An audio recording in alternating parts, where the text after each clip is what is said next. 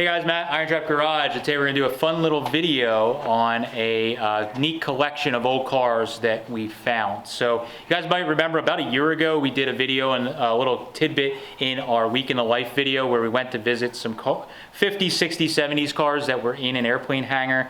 Unfortunately, some of these deals don't always work out. We shot some incredible footage showing those vehicles a year ago, and we thought we would share it with you guys just so you could see them. I don't think I'm going to end up buying them, but we thought it'd be neat to show you guys. All these cars have been sitting for all these years and unfortunately are kind of deteriorating, but it's neat to see them there. So we're going to take you on for a ride, show you some of our favorites and what's out there still hiding in barns and buildings across the United States.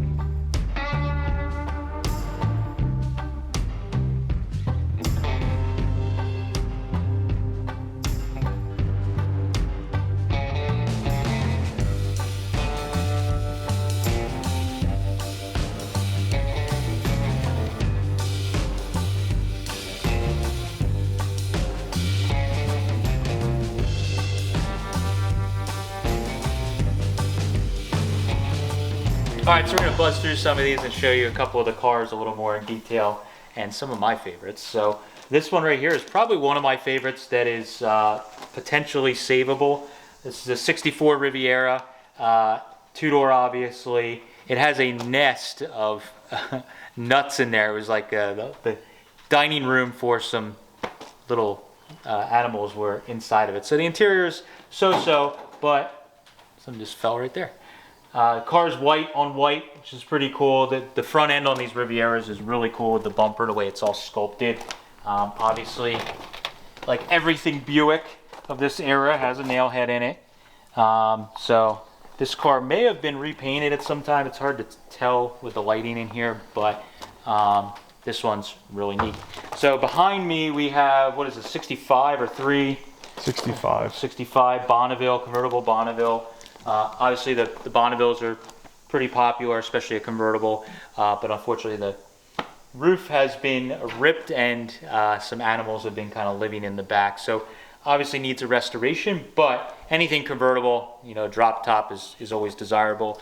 We're in the 50s era now, so we have a 56 DeSoto, which has like a small Hemi in it, which is pretty neat. The taillights and the styling on these cars is super cool. Interior is really very, like, as I call it, like bebop kind of 50s style car.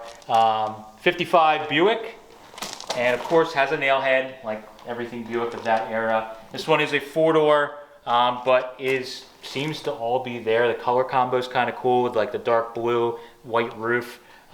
Again, the GM and Mopar cars of this era had really cool interiors in them, so I think that makes this car another really good one. 4-door being a nice entry-level classic car. I think the only Cadillac in this building, possibly, the 68 Caddy, has one of the real big Caddy engines. I don't know if it's the 500 Cube or not, but this car is 2-door with like the cloth type top over on it.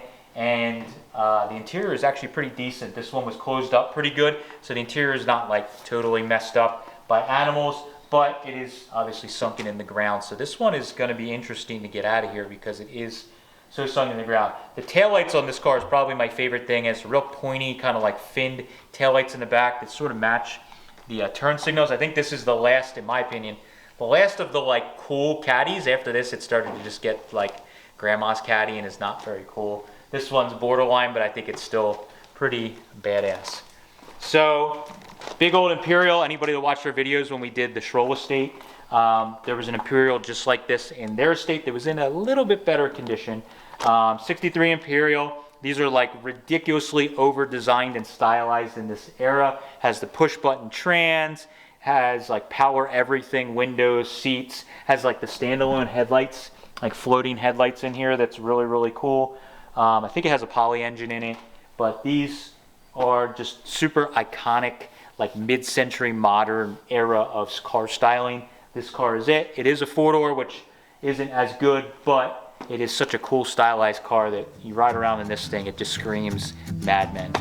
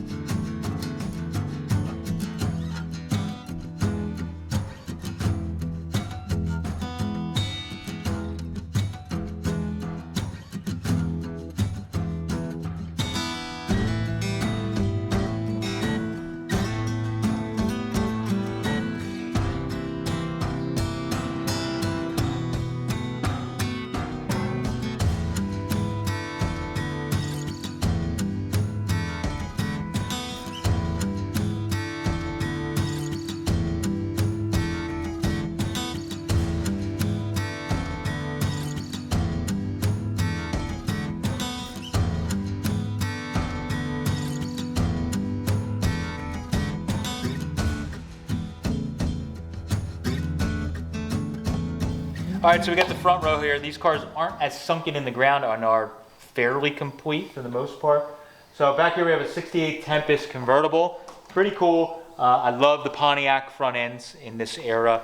They were, when you get in the muscle car area, that was one of the most aggressive front ends. Just Pontiac did a great job on that. That car being a convertible is obviously pretty cool and pretty desirable if you are a Pontiac person, but it does need like a full restoration. The top is kind of tattered and it is just, it needs some help, but it's all there. Next to me here, we have 72 and 73 Buick Rivieras. My favorite is the boat tail Riviera right here in front of us. The back end on these is just super cool. I think it's like a 1 year only body style, but these boat tail Rivies are just so special when you see them driving down the road. Like you don't see anything like that with that crazy back end. 73 has the, you know, like fake soft top, if you want to call it that.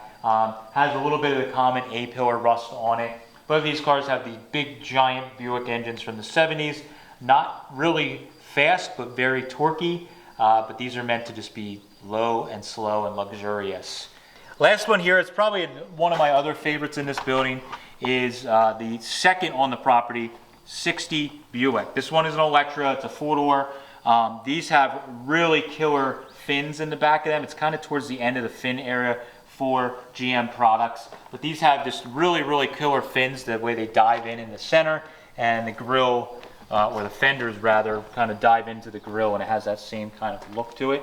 These 60s just have like a look of their own. I think they're really cool, and not enough people are doing these. Being a four-door, a little more affordable. Of course, it has a nail head in it, and it has like all the options in it with power seats and power windows and all that stuff. This car has all those options, which is pretty nice. So that is rounding out the first building here. We're going to walk over to another little area, show a few of those vehicles and the condition they're in.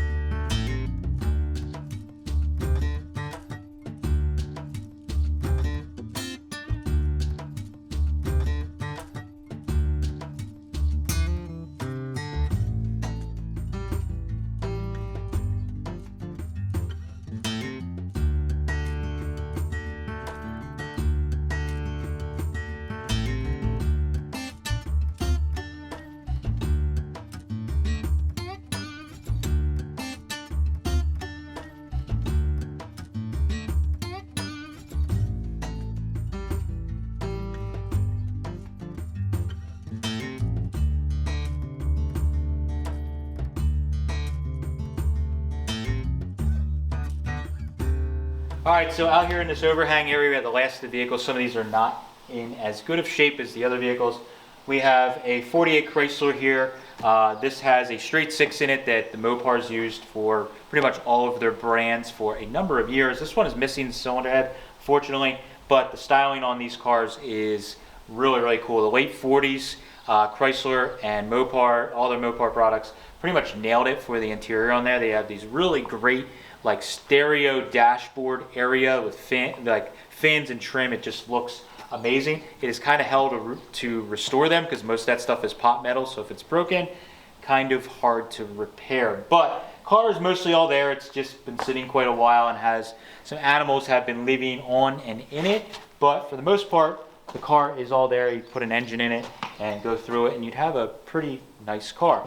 Next to us we have a 55 Packard. This is in the era of the Stewed Packard kind of merger. This is still a stylish car. I think the Packards in this era were pretty darn cool. Nothing like the era of the 30s, 20s and 30s and 40s, but still a very cool car. The color combos are always really neat on these. This one I think has like the red and black interior on it, with the dash being like a lipstick red, steering wheel, and then you got the black interior there. Super cool. It was kind of like a last ditch effort to keep the Packard Motor Company running. And this one, it needs some work. It's quite rusty. It's been sitting out in the elements, getting blown in on it. The engine is still inside of it, but it seems to be stuck, and it's going to need some work, but the bones are there. All right, so here we have a 63 Wildcat with the famous 445 engine in it with a factory tack inside, which is pretty neat. This is kind of like starting to get into the muscle car era, if you will, with having the large engine, puts out a ton of torque, and putting the tack and different things like that and from the factory. It's pretty interesting. This car has seen better days. It's got parts missing. It's been kind of hitting the door here a little bit, but it is a very cool car. These definitely have a big following. Big car, big engine, but very cool when it's put together. Next to it we have another 60 Buick. This is a LeSabre. This is probably my favorite car in this outdoor area. The convertible top is pretty much messed up and some animals have been living in it, but again, you gotta love the front. The front end and the fins on these 60 Buicks are super cool. Again, nail head, of course, in this car. And I love the floating headlights and everything in this. This one, I think, if I was gonna pick between the two 60s, this would be the one I would put your time and money into it, because in the end, it's a convertible, and it's way cooler to drive a convertible around, especially when it's a big Buick like this one. All right, so that's kind of a walkthrough of some of these cars that we found out in Western Pennsylvania, and hopefully this gave you guys a little bit of excitement like it did us to see these cars sitting for many years. Now, I'm sure everybody's been asking or wondering or commenting during the video. Yes, these cars will eventually be for sale. The family is looking to get rid of these cars and get them onto new homes so that they can be restored and put back on the road, which is our big mission with the channel. Thank you guys for watching. If you have a favorite, definitely drop a comment down below. We'd like to know which one of these cars is your favorite, and if you had money was no option, which one would you buy, restore, and put back on the road? Thanks guys. Catch you later.